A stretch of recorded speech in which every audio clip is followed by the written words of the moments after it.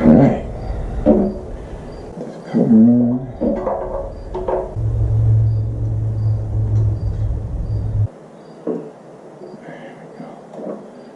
Alright, so that fuel line is in.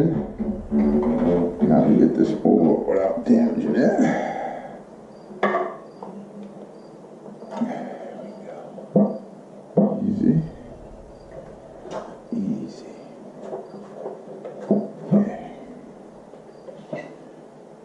Sweet.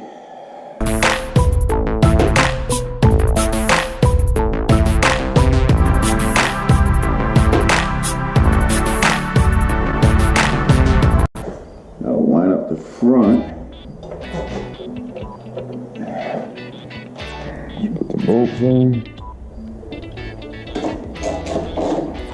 We do the other side. Then we gotta do the back side. Alright, we're gonna get this dash on. Alright, the hose goes on. The overflow hose. Electrical plug. For the pump.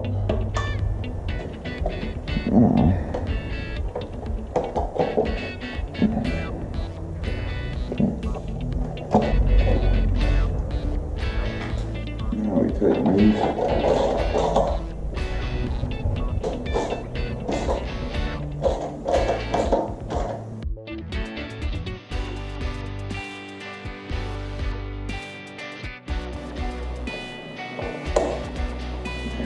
Of course, we don't want it.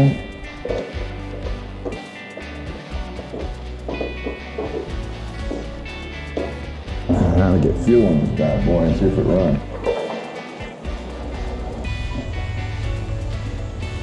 Sound like the fuel pump's working? Start her up.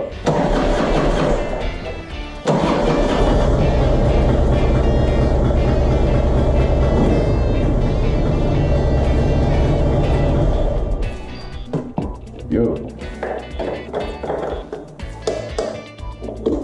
Wet sand in the tank with 2,000 grit. And quickly gonna buff this up. Let's make sure nothing's leaking. Got a little bit of orange peel right here. So I'm gonna hit it with 600 real quick. Get that knocked down a little bit. I'm going right to 2,000. If I had 1,000, I would use that first, but I don't. I have to do it.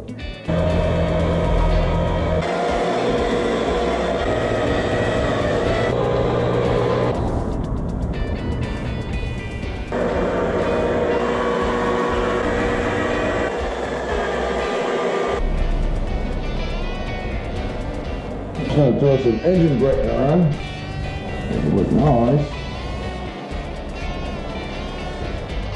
That's as good as it's gonna get. I'm not gonna be here stubbing chrome and all that other crazy shit.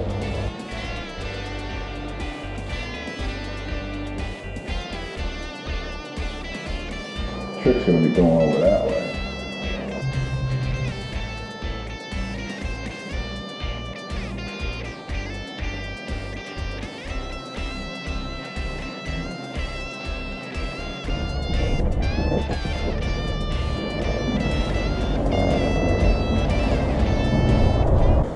We're done. Well, for now anyways. You know what, that paint cure for another week or two. It's only been like 4 days before we put the emblems on. I still have to figure out how I'm going to get these on, but that's how it's going to go. Eventually. I'll let that cure for another week, maybe 2 weeks. I'm in no hurry to get these on. Alright, I'm done with the bike for today.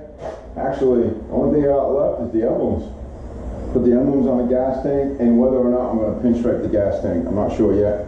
I probably will, but I'm going to give that a couple more weeks, like I said, to dry up or harden up, whatever it does.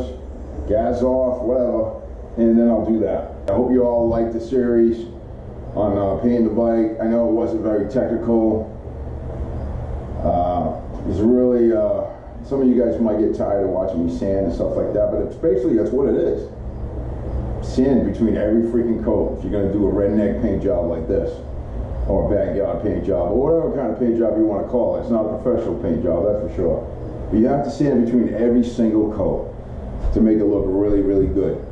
Ended up using that 2K as a final clear coat. Reason being is, I know I've said this before, but some of you might have missed it on a video. It's the best stuff on the market. It holds up to gasoline spills. That stuff you get at like AutoZone and stuff, clear coat there. It's just junk. It won't hold up to any chemical spills at all, especially gasoline. That stuff, the gas will eat that away. How do I know? Because I've used it in the past and it's junk. You can't beat 2K. In the end, the cheapest way to do this is not with spray cans. I'm telling you right now. Cheapest way to do it is buy yourself an air gun.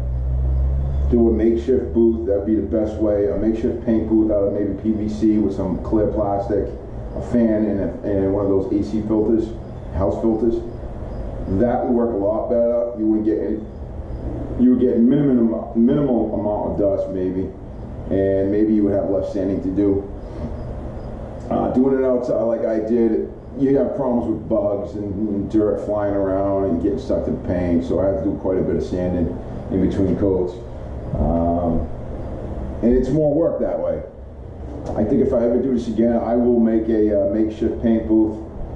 We'll do some instructional video on that if I ever get to that point. I don't know if I'll do this ever again, but probably will. And probably buy like a cheap Harbor Freight air gun, spray gun. I hear those are not bad for the price. They do a decent job for the price, I heard. So, but anyway, it is what it is. I did it all by hand. I did it outside. I did some in the garage. And it all came out really good. The bike's out there now in the sun looking really sharp. The flex coating, it's a very fine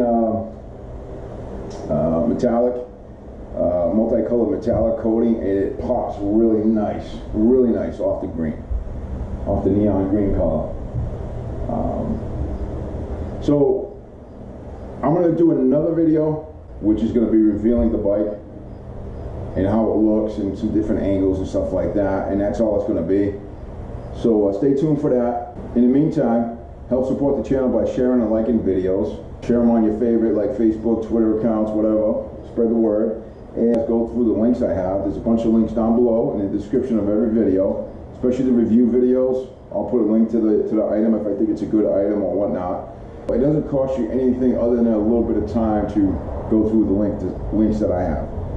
I do appreciate some of you are doing that, and I appreciate that support. I really do. Thank you, everybody. I appreciate all the subscribers, and those of you that just pop in and watch the videos, consider subscribing. Help us get up to 1,000 subscribers at some point. I don't know when that's going to happen, but who knows. I got nothing else. God bless everybody. I wish you all the greatest day you ever had.